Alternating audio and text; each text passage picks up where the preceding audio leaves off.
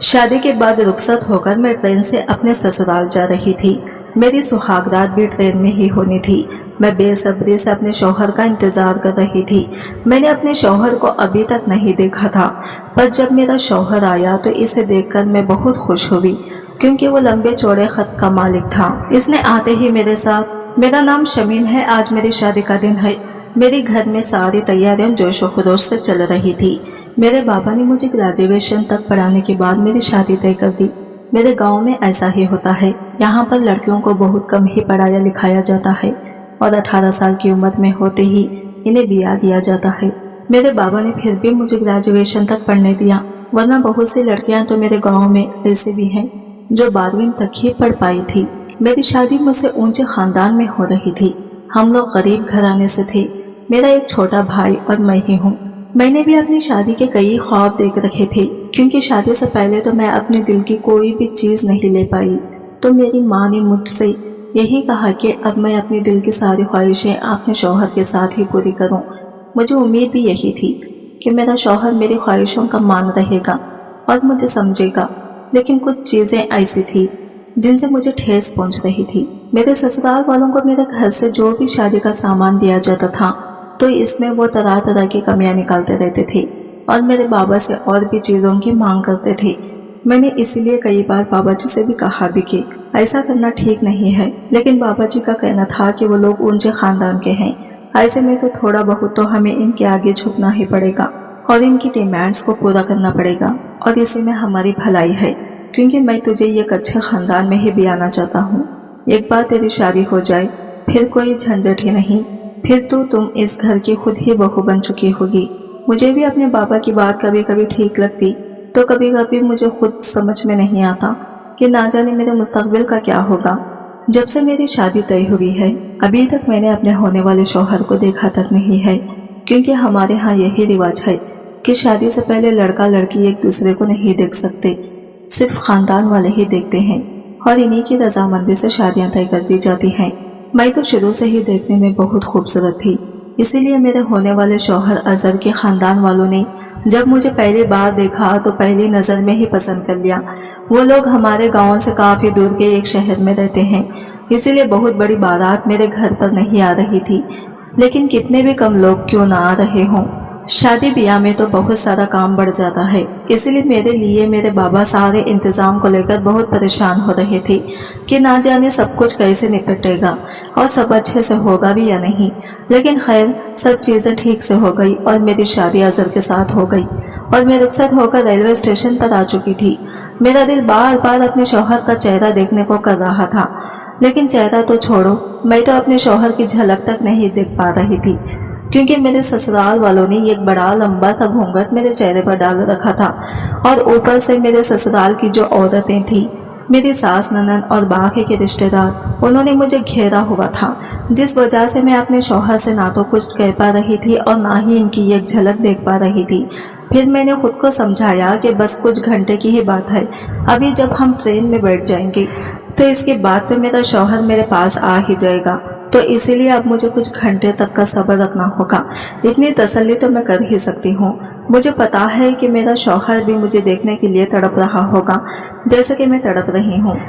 मैं दिल ही दिल में बड़ी इतरा रही थी कि जब मेरा शौहर मुझे पहली बार देखेगा तो मेरी खूबसूरती देखकर वो मुझ में खो ही जाएगा और मेरी ना जाने कितनी तारीफें करेगा। मैं ये सारी बातें सोच सोच कर बार बार शर्मा रही थी और खुश हो रही थी। थोड़ी ही देर के बाद हमारी ट्रेन आ गई और हम सब अपने बुक किए हुए डब्बों में बैठ गए, लेकिन अभी भी मेरी सास और ननद मेरे साथ चिपकी हुई थी। मेरी सास मेरे पास आकर बैठी और कहने लगी, बहू अपना घूंघट उठाकर जरा मुझे भी तो अपना चेहरा दिखा दो, मैं भी तो दिल भर कर अपने अजहर की दुल्हन देखूं। इनकी बात पर मैंने आहिस्ता से सर हिलाया और फौरन ही अपना घूंघट अपने चेहरे से हटा दिया, लेकिन मैंने अपनी नजरें नीचे करके ही रखी थी। मेरे चेहरे को देखते ही मेरी सास ननद और जो रिश्तेदार थी वो कहने लगी कि माशाल्लाह बिल्कुल चांद की जैसी है, हमारी अजहर के नसीब खुल गए। इस पर फौरन मेरी सास बोली, नसीब तो इसके खुल गए हैं जो मेरा अजहर इसे मिल गया है, वरना अच्छे अच्छों को मेरा अजहर नहीं मिलता। मेरी सास मुझे समझाते हुए कहने लगी, देख बहू, मेरे अजहर का हमेशा ख्याल रखना और इसकी किसी भी बात को कभी मत टालना, वो जैसा कहे चुपचाप वैसा करना। اب وہ تیرا شوہر ہے اور اس کی ہاں میں ہاں ملانا میرا فرض ہے، اسی لیے اسے خوش رکھنا، سمجھ آیا، اور گھر کی ذمہ داری بھی اچھے سے نہیں نبھانا۔ زیادہ نخرے دکھانے کی کوئی ضرورت نہیں ہے، کیونکہ ہمارے یہاں لڑکیوں کی نئی نئی چچلے بازیاں کوئی نہیں دیکھا کرتا، اس لیے تو بھی یہ امید نہ کرنا کہ تو اظہر کے ساتھ نخرے بازی کر پائے گی۔ اگر اسے خوش رکھے گی تو وہ بھی تیرا پورا خیال رکھے گا۔ میں نے چپ چاپ اپنا سر ہاں میں ہاں ہلایا۔ تھوڑی دیر میں میرے سسر بھی ڈبے میں آ گئی اور میری ساس سے کہنے لگے کہ چلو اچھا ہوا جو سب کچھ اچھے سے نپٹ گیا۔ میری ساس کہنے لگی ہاں اچھا تو ہوا ہے، انتظام بھی اس کے باپ نے ٹھیک ٹھاک ہی کیا تھا، لیکن یہ جو ڈبہ بک کیا ہے یہ کچھ سنتا نہیں لگ رہا ہے۔ اگر تھوڑا اور اچھا ڈبہ بک کر دیتے تو نہ جانے کیا چلا جاتا۔ اس بات پر میرے سسر کہنے لگے کہ ارے اب رہنے بھی دو، اب تم یہ کیا باتیں لے کر بیٹھ گئی ہو۔ تم میری ساس کہنے لگی کہ ارے جو بات ہے وہ کہی تو جائے گی ہی، آخر ہم لوگ بہت اونچے خاندان کے ہیں تو ہماری کسی بھی چیز میں کوئی کمی نہیں ہونی چاہیے۔ ابھی تو کپڑے وغیرہ بھی دیکھنا باقی ہے، اگر مجھے ذرا بھی کسی چیز میں کوئی کمی لگی تو میں اس کے باپ کو بلا کر تو ساری بھرپائی کروا لوں گی۔ میری ساس کی یہ بات سن کر میرے سسر چپ چاپ اپنا سر ہاں میں ہاں ہلا کر ڈبے سے باہر چلے گئی۔ پھر وہ اپنی بیٹی یعنی میری ننند کو دیکھ کر کہنے لگی چلو اب جو بھی ہے اب یہ لڑکی ہمارے گھر کی بہو ہے، جیسے بھی ہے ہمیں اسے اپنانا ہی پڑے گا، آخر کیا بھی کیا جا سکتا ہے، جو جتنا ملا ہے اتنے میں ہی ہمیں سنتے رہنا ہوگا۔ مجھے اپنی ساس کی یہ ساری باتیں بہت ہی بری لگ رہی تھی، لیکن میں ان سے کچھ بھی نہیں کہہ سکتی تھی۔ صبر کا گھونگھٹ پی کر میں چپ چاپ رہ گئی۔ اس کے بعد میری ساس مجھ سے کہنے لگی میرے پیر بہت دکھ رہے ہیں، لے چل اب میری تھوڑی دیر پیر دبا، آخر میں بھی اب اپنی بہو کے ہونے کا کچھ فائدہ تو اٹھا لوں۔ میری ساس نے فوراً ہی اپنے پیر میری گود میں رکھ دیے۔ میں بھی چپ چاپ ان کے دونوں پیروں کو دبانے لگی اور وہ بڑے آرام سے اپنا سر ٹکا کر آنکھ بند کر کے چپکی لینے لگی۔ میں دل ہی دل میں سوچنے لگی کہ کہاں میں اپنے شوہر سے ملنے کے خواب دیکھ رہی تھی اور کہاں یہ لوگ میرا بھیجا ہی نہیں چھوڑ رہے ہیں۔ اب تو کافی رات بھی ہو گئی ہے، لیکن پھر بھی یہ لوگ میرے ڈبے سے باہر جانے کا نام تک نہیں لے رہے ہیں۔ لیکن پھر میں نے سوچا کہ اب مجھے اس سب کی عادت ڈالنی ہوگی، کیونکہ میں اسی خاندان میں بیاہ کر جا رہی ہوں تو یہ سب تو لگا ہی رہے گا۔ خیر تھوڑی دیر کے بعد ساس نے کہا چل اب بس بہت کافی ہو چکی تھی۔ میں نے آہستہ سے اپنا گھونگھٹ کو ہٹا کر سائیڈ میں رکھا اور اپنے بالوں کو کھول دیا اور کھڑکی کے پاس بیٹھ گئی۔ باہر کی ٹھنڈی ہوا اور خوبصورت نظارے سے مجھے اندر ہی اندر سکون سا پہنچا رہا تھا۔ ٹرین اپنی رفتار سے دوڑتے ہی چلی جا رہی تھی اور باہر دیکھتی ہوئی ہریالی جو کہ چاندنی رات میں کسی جنت جیسی لگ رہی تھی میری آنکھوں کو بہت ٹھنڈک پہنچا رہی تھی۔ میں کچھ دیر چپ چاپ باہر کا نظارہ دیکھ کر آہستہ آہستہ گنگناتی رہی۔ پھر میرے دل میں خیال آیا کہ کافی دیر ہو گئی لیکن میرے شوہر ابھی تک میرے پاس کیوں نہیں آئے۔ ابھی میں یہ سب سوچ ہی رہی تھی کہ تبھی مجھے ڈبے کے دروازے پر کسی کی آہٹ سنائی دی۔ میں سمجھ گئی کہ میرے شوہر آ رہے ہیں۔ میں فوراً ہی سیدھی ہو کر بیٹھ گئی اور اپنے دوپٹے کو آہستہ سے اوڑھ لیا۔ میرے شوہر اندر آ چکے تھے۔ انہوں نے اپنا مہرا اتار کر ایک طرف سائڈ میں رکھا۔ مجھے لگا کہ اب وہ مجھے کچھ نہ کچھ تو کہیں گے۔ اب میں پہلی بار اپنے شوہر کی آواز سنوں گی۔ میں نے اپنا سر نیچے کر لیا۔ انہوں نے اپنی شیروانی اتار کر ایک سائڈ سامنے والی سیٹ پر رکھ دی اور وہ میرے پاس آ کر چپ چاپ بیٹھ گئے۔ اس کے بعد انہوں نے آہستہ سے میری گردن پر ہاتھ رکھا اور میرے بالوں کو ایک طرف کیا۔ ان کے اس طرح سے کرنے سے میرے پورے جسم میں ہرنی سی دوڑ گئی تھی۔ ایسا لگا کہ جیسے مجھے کرنٹ کا جھٹکا لگا ہو۔ میری آنکھیں شرم سے بند ہو گئی۔ میں سوچنے لگی کہ یہ کیا، انہوں نے تو آتے ہی سب کچھ کرنا شروع کر دیا۔ مجھے تو لگا تھا کہ یہ مجھ سے تھوڑی دیر باتیں کریں گے اور کچھ دیر میری تعریف کریں گے، لیکن انہوں نے تو ایسا کچھ بھی نہیں کیا۔ پھر میں نے سوچا خیر ہو سکتا ہے یہ میرے لیے بہت زیادہ بے چین ہو اور اسی لیے ان سے صبر نہیں ہو رہا۔ اس کے بعد میرے شوہر نے مجھے گھما کر اپنی طرف بٹھایا اور میرے چہرے کو دونوں ہاتھوں میں لے کر بہت دھیان سے دیکھنے لگے۔ میں مسکرا رہی تھی۔ میں نے بھی آہستہ سے اپنی نظریں اٹھائی اور ایک نظر اپنے شوہر کی طرف دیکھا۔ جب میں نے اپنے شوہر کو دیکھا تو میں بہت ہی خوش ہو گئی، کیونکہ میرے شوہر دیکھنے میں بہت ہی ہینڈسم تھے۔ جیسا شوہر میں چاہتی تھی بالکل ویسا ہی ملا تھا۔ یہ دیکھ کر میں نہال ہو گئی تھی کہ کم سے کم خدا نے مجھے میرے امن چاہا جیون ساتھی دیا ہے۔ وہ نہ صرف شکل سے اچھے تھے بلکہ ان کا خط کاٹ بھی بہت لمبا چوڑا اور مضبوط تھا۔ ان کی بھری ہوئی باہیں، مضبوط ہاتھ مجھے اندر ہی اندر بے چین سے کر رہے تھے۔ اس کے بعد انہوں نے میرے ساتھ وہ سب کرنا شروع کیا۔ انہوں نے میرے زیورات ایک ایک کر کے اتارے اور انہیں ایک کپڑے میں لے کر سائڈ پہ رکھ دیے۔ اس احساس کو میں لفظوں میں بیان نہیں کر سکتی، اور میرا شوہر جس طرح سے مجھے ٹوٹ کر چاہ رہا تھا، اس سے بھی میں بہت زیادہ خوش تھی، کیونکہ وہ میری سہولت کا بھی پورا دھیان رکھ رہا تھا۔ میں بہت زیادہ خوش تھی۔ میں بھی اپنے شوہر کا پورا ساتھ دے رہی تھی۔ ادھر ٹرین کی رفتار تیز تھی۔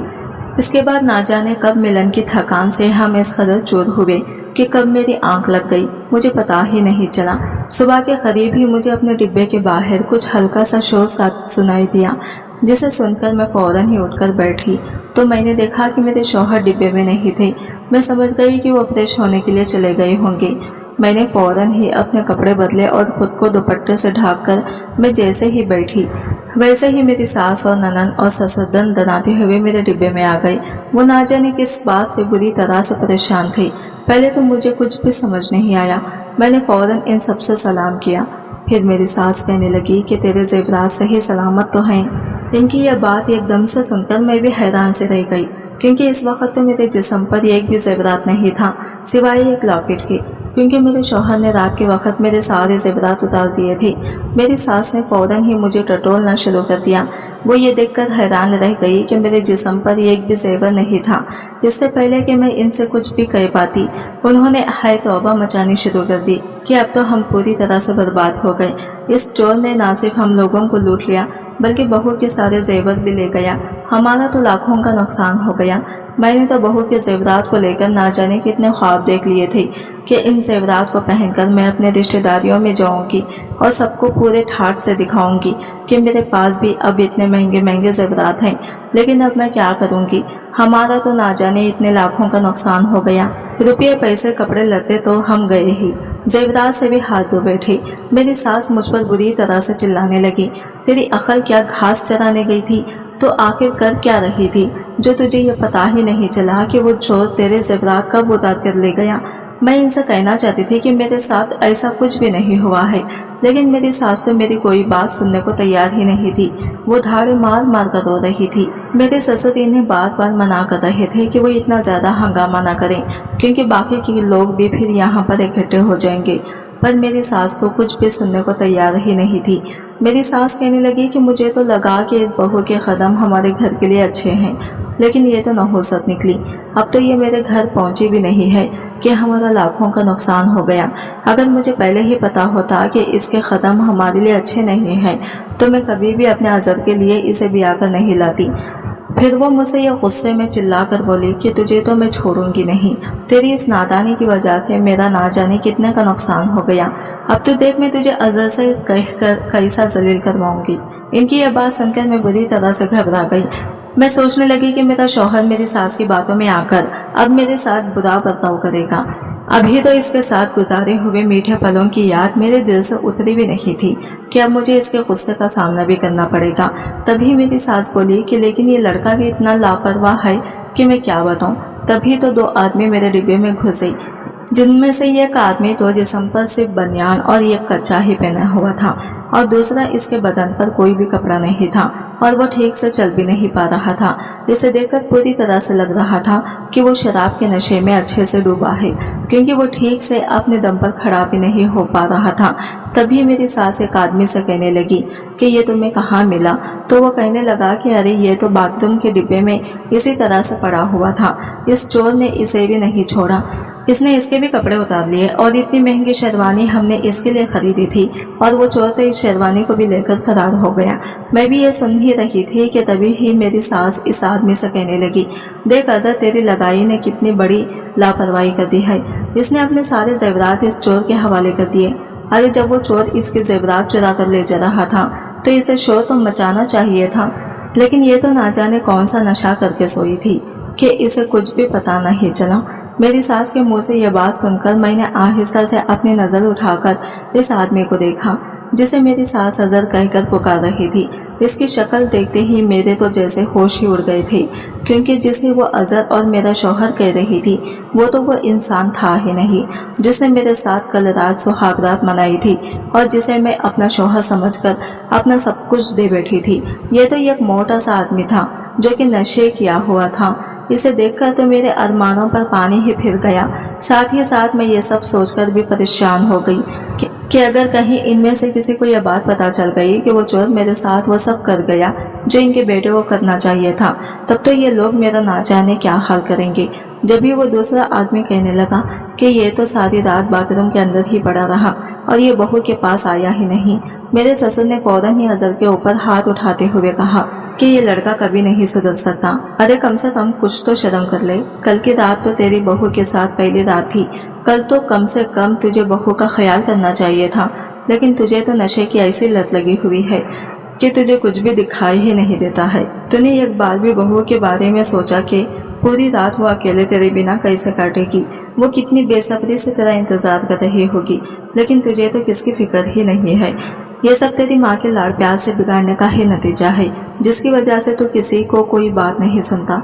मेरे ससुर का इतना कहना था कि तभी मेरी सास मेरे सर पर चीख कर कहने लगी कि खबरदार, जो तुमने मेरे बेटे से कुछ भी कहा, इसकी क्या गलती है? गलती तो इस लड़की की है। इसने अगर इन सब चीजों का ध्यान न रखा होता तो आज हमें लाखों का नुकसान नहीं होता। मैं दिल ही दिल में सोचने लगी कि अरे ये मेरे साथ एक ही रात में क्या हो गया। चोर ना सिर्फ मेरे जेवरात ले गया बल्कि मेरी इज्जत को भी लेकर चला गया, और ऊपर से मुझे इतने बुरे ससुराल वाले और इतना बेकार शौहर मिला है कि मैं क्या बताऊं। तभी मुझे याद आया कि वो चोर मेरे जब जेवरात उतार रहा था तो इन्हें एक छोटी सी पोटली में रखता जा रहा था। शायद वो इसीलिए ऐसा कर रहा था ताकि मेरे साथ वो सब करने के बाद वो पोटली लेकर वहां से चुपचाप चला जाए। मैंने इधर उधर नजर दौड़ाई, तभी मुझे एक लाल रंग का कपड़ा सीट के नीचे नजर आया। मैंने झुककर फौरन इस कपड़े को खींचा तो वही पोटली थी जिसमें इसने सारे जेवरात रखे हुए थे। मैंने जैसे ही इस पोटली को खोला तो इसमें मेरे सारे जेवरात निकल आए। मैंने जब इन जेवरात को निकाल कर देखा तो मेरी सास ने एक लालची औरत की तरह फौरन ही इन सारे जेवरात को मुझसे छीन लिया, और इसकी आंखें लालच से चमकने लगी और वो खुश होकर कहने लगी कि अरे वाह, जेवरात तो चोरी नहीं हुए हैं। मैं तो अब तक इसी सोच में मरी जा रही थी कि मेरे लाखों के जेवरात कहाँ चले गए। शुक्र है मेरे लाखों के जेवरात को कुछ भी नहीं हुआ। मैं सोचने लगी कि मेरे शौहर की मेहनत की कमाई से बनवाए हुए जेवरात पर यह कैसे बेशर्मी से अपना हक जमा रही है। इसके बाद वो मुझसे कहने लगी कि जब तुझे पता था कि तूने ये जेवरात पोटली में नीचे करके रखे हुए हैं तो मुझे अभी तक क्यों नहीं बताया? मैं कब से इनके लिए कितनी परेशान हो रही थी। क्या मुझे हार्ट अटैक आ जाता? इसके बाद ही तो बताती। मैंने आहिस्ता से कहा कि माँ जी, मैं तो कब से आपको बताने की कोशिश कर रही थी, लेकिन आप तो मुझे बोलने ही नहीं दे रही थी। मेरी ये बात सुनते ही मेरी सास कहने लगी कि मुझे जवाब देती है। खबरदार, जो मेरी बात का तूने पलटकर जवाब दिया। मेरे ससुर ने फौरन मेरी साइड लेते हुए कहा कि इसमें बहू गलत क्या कह रही है? तुम इसे इतनी देर से बोलने भी तो नहीं दे रही थी, तो आखिर वो भी बेचारी क्या करती? तुम ही देख लो, हमें कितनी ही समझदार बहू मिली है। इसने पहले ही अपने सारे जेवरात को उतारकर एक तरफ हिफाजत से रख दिया था। अगर वो ऐसा न करती तो शायद वो चोर इसके जेवरात भी लेकर फरार हो जाता। इस बात पर मेरी सास मेरी तरफ घूर घूर कर देखने लगी, कहने लगी कि अब जो हुआ सो हुआ, रुपयों का और कपड़ों का तो नुकसान हो ही गया, तो अब क्या किया जाएगा? यह अब इसके मनहूस कदमों की वजह से हुआ है। मैंने अपनी सास से कहा, माँ जी, अब इसमें क्या किया जा सकता है? क्या पता था कि चोर ऐसा कर जाएगा। अब चाहे जो भी हो, अब आखिर हूँ तो मैं आपके ही घर की बहू, आपके ही घर की इज्जत। तो अब मैं चाहे जैसी भी हूँ, लेकिन अब तो मेरा नाम आपसे जुड़ गया है, तो अब कुछ भी नहीं किया जा सकता। मैंने भी अपने सास पर इसी बात का पलटवार किया जो उन्होंने मेरे लिए कही थी। पहले तो मैं दिल ही दिल इस बात को लेकर बहुत ही शर्मिंदा थी कि यह चोर मेरे साथ वो सब कर गया, लेकिन अब मैं बिल्कुल भी शर्मिंदा नहीं थी। मैं यही सोचने लगी कि इनके जैसे लोगों के साथ यही होना चाहिए। मेरी शादी ये कैसे भी इंसान से करवा दी गई जिसे नशे के अलावा कुछ नहीं सोचता। कम से कम मुझे एक बार ही सही, लेकिन असली मर्द का सुख तो मिला, और इस सुख को मैं ये जिंदगी भर अपने अंदर महसूस करके रह सकती हूँ।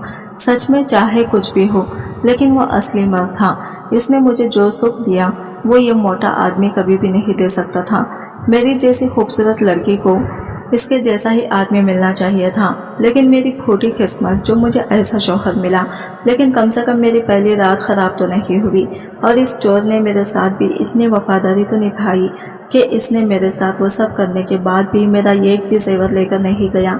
यही सोचकर जब दिल ही दिल में मुस्कुराने लगी तो मेरी सास मुझसे बोली कि तू इतना मुस्कुरा क्यों रही है?